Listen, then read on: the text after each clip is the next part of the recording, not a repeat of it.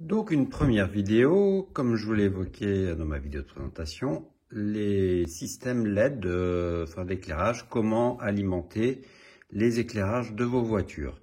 Alors, on va prendre toutes mes voitures. Chacune a un mode d'éclairage différent, ça tombe bien. Je vais vous présenter une par une ce qui a été fait. Alors, ce que j'ai vu, tout d'abord sur la page Facebook, c'est quelqu'un qui a branché ses LED sans résistance directement sur le récepteur. C'est à éviter pour deux raisons, même trois raisons. La première, c'est vous connaissez pas la tension, la consommation de vos LED. Vous savez pas si elles sont conçues pour fonctionner en 3 volts, en 12 volts. Votre récepteur, vous savez pas à quelle tension il est conçu pour fonctionner. Donc déjà, c'est pas bon. Deux, vous ajoutez de la consommation sur le récepteur, sans mettre de condo ou quoi que ce soit. Vous risquez le top radio. Bon, encore, quand on fait du scale, on n'a pas trop de risques sur les top radio, vu la vitesse à laquelle évolue la voiture. C'est sûr que si vous le faites par contre sur du bashing ou des voitures de compétition dans des disciplines plus classiques, là, non, c'est pas possible, on peut pas se permettre d'avoir des top radio. La dernière chose, tout simplement, c'est que vous pouvez griller votre récepteur parce qu'il n'est pas conçu nécessairement pour gérer cette tension. Donc voilà, je vais vous montrer des petites choses toutes simples qui peuvent être faites pour alimenter votre voiture. Donc on va prendre d'abord le FTX de mon fils, qui par défaut, lui, a donc des éclairages. C'est pas le pare-choc d'origine, mais c'est le système d'éclairage d'origine. Et alors, bon, vous voyez, la voiture, j'attends des pièces, là, il y a des pare-fusées qui sont cassées. Ce qui a été fait donc par la marque, c'est que sur leur récepteur variateur qui est conçu, dans le système BEC, ils ont prévu l'alimentation du système LED, eux. Donc pour alimenter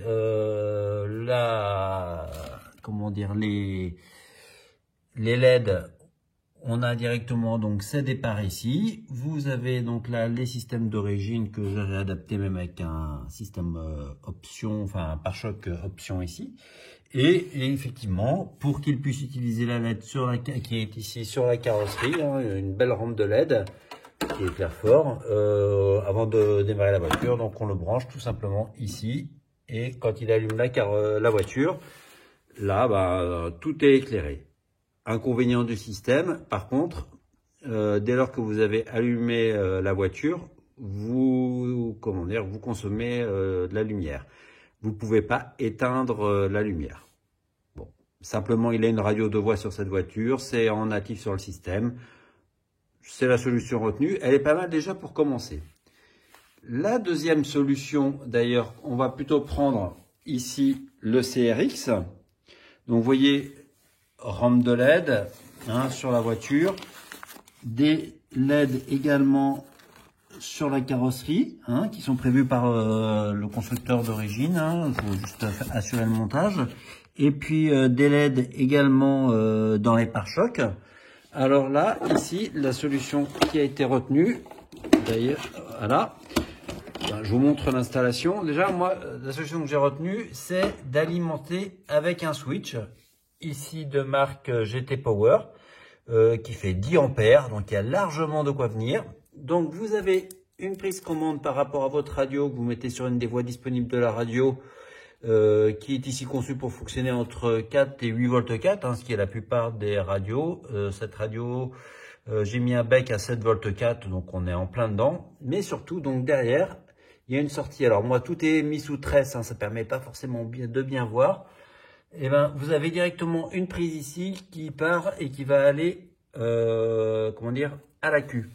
Et donc, vous allez alimenter vos LED directement depuis la Q avec une commande switch pour faire on-off, éteindre ou pas vos LED.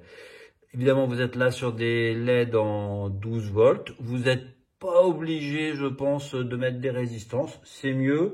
Mais c'est pas nécessaire. Si vous avez vous pouvez rouler en 2S, en 3S. Alors on en reparlera plus tard. Le 3S sur le CRX, je déconseille, mais vous allez être sur des tensions où vous risquez rien pour vos LED. Vous avez juste des LED 12 volts et là ça va fonctionner parfaitement. Juste au niveau du montage carrosserie, ici donc vous avez une prise de type JST qui dépasse, hein, et puis que je branche ici aussi, pareil, quand je mets la carrosserie. Vous voyez, pareil, même à l'intérieur de la carrosserie, tout est mis sous tresse, tout simplement, comme ça, quand il y a une branche ou quoi que ce soit qui vient se mettre dans la voiture, on évite d'arracher tous les fils. Ça, c'est un élément que je vous expliquerai sûrement dans une autre vidéo, hein, comment faire tout ça propre. Solution qui a été retenue ici sur le clone de SCX de mon fils. Donc la carrosserie montée toujours donc sur ressort, ça je vous l'avais expliqué au démarrage. Alors ici donc j'ai toujours donc une prise, là cette fois-ci il s'agit d'une prise de type JST mais montée simplement avec deux câbles qui vient se reprendre ici tout simplement sur la voiture. Là, il est monté un petit système qui coûte pas cher, où vous avez un émetteur-récepteur indépendant de votre voiture, enfin de la radio de la voiture, ce qui vous évite d'avoir à acheter une radio onéreuse pour l'utilisation. Pour mon fils, ça évite d'avoir, comme il est jeune, ça lui permet de faire la distinction entre l'accélérateur, le frein de la voiture et le reste des fonctions de la voiture. Et le reste des fonctions, il les a sur cette petite télécommande. Les touches A et B, bah, ça sert à alimenter le treuil, hein. Les touches C, c'est de mémoire l'éclairage des pare-chocs. La touche D, ça éclaire la carrosserie. Et bientôt, sa rampe de phare, hein, j'ai eu encore un câble de disponible pour ça. Vous voyez, donc toujours monté à l'intérieur avec de la tresse. Hein, vous voyez, la tresse partout ici pour éviter les dégâts. La voiture est sale parce qu'on a roulé ce week-end et que j'ai pas eu le temps de la nettoyer. Hein. Encore une fois, on fait ça sans complexe. On est là pour expliquer. Il faut que je refixe aussi le variateur, je vois ça.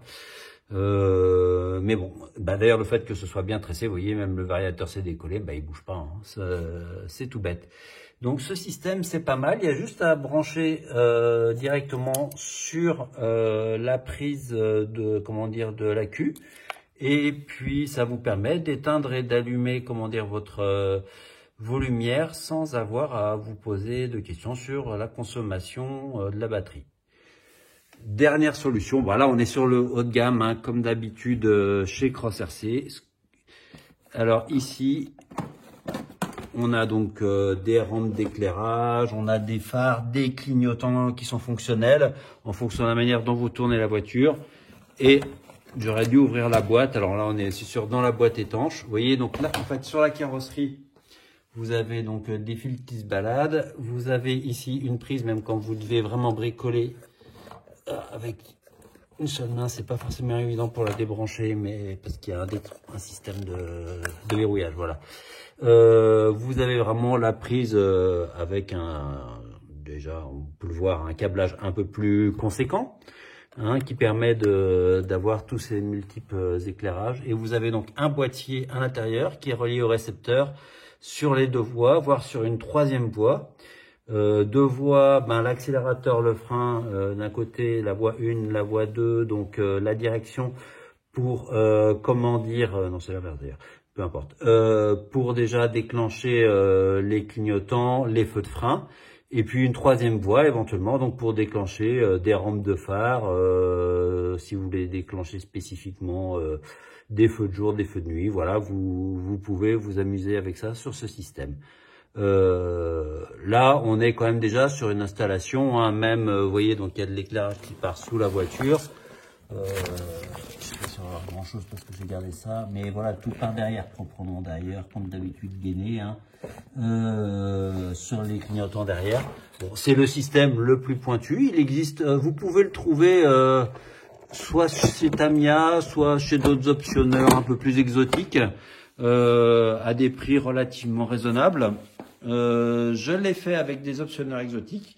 Simplement, c'était pas étanche, ce qui était vendu. Et les enfants ayant roulé dans l'eau, bah, c'était pas formidable au niveau du résultat final. Donc j'ai arrêté, j'ai enlevé ça. C'était installé sur le CRX à l'époque. Et vous voyez, j'ai retenu sur le CRX, comme je disais tout à l'heure, la solution. Bon, bah, il y aura plus de clignotants et des choses comme ça. Mais par contre, bon, on a quelque chose qui est ultra fiable. Cette solution là, donc d'un switch GT Power, ou d'une autre marque, hein, j'ai pas d'action chez eux, mais celui-là, je trouve qu'il est vraiment bien fait pour nos véhicules. C'est la bonne solution pour faire une commande à distance de vos LED. Voilà.